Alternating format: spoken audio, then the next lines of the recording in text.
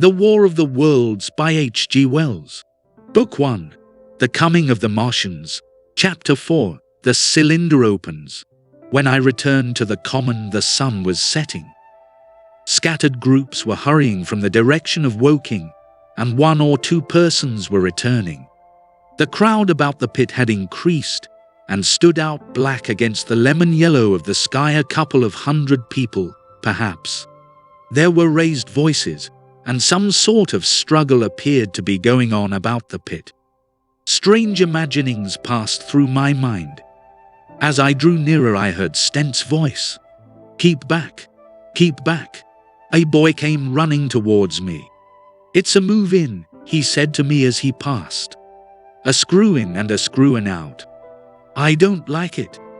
I'm a goynome, I am." I went on to the crowd. There were really, I should think, 200 or 300 people elbowing and jostling one another, the 1 or 2 ladies there being by no means the least active. "He's fallen in the pit," cried someone. "Keep back," said several. The crowd swayed a little, and I elbowed my way through.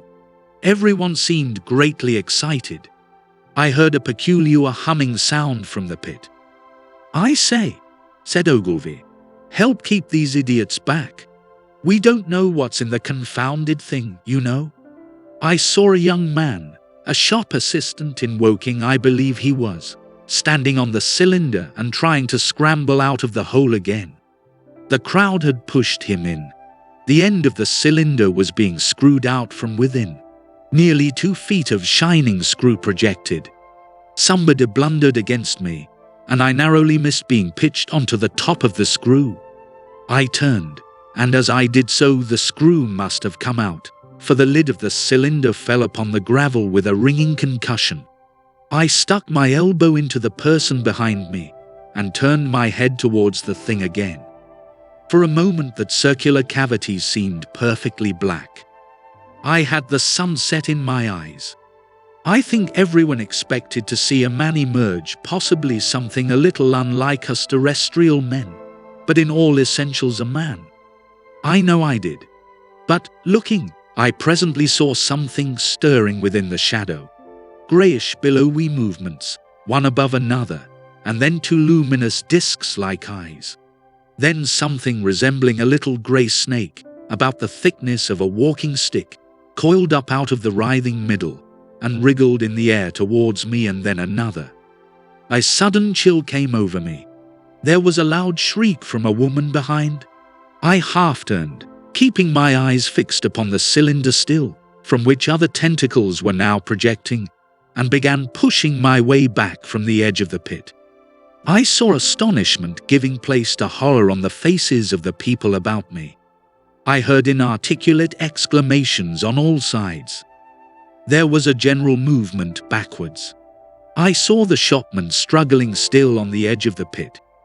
I found myself alone, and saw the people on the other side of the pit running off, Stent among them.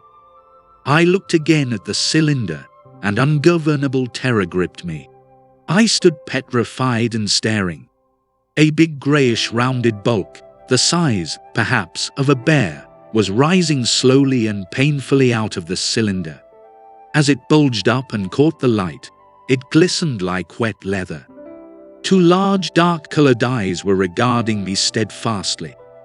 The mask that framed them, the head of the thing, was rounded and had, one might say, a face. There was a mouth under the eyes, the lipless brim of which quivered and panted, and dropped saliva. The whole creature heaved and pulsated convulsively. A lank tentacular appendage gripped the edge of the cylinder, another swayed in the air. Those who have never seen a living Martian can scarcely imagine the strange horror of its appearance. The peculiar V-shaped mouth with its pointed upper lip, the absence of brow ridges, the absence of a chin beneath the wedge-like lower lip, the incessant quivering of this mouth, the gorgon groups of tentacles, the tumultuous breathing of the lungs in a strange atmosphere, the evident heaviness and painfulness of movement due to the greater gravitational energy of the Earth, above all, the extraordinary intensity of the immense size were at once vital, intense, inhuman, crippled and monstrous.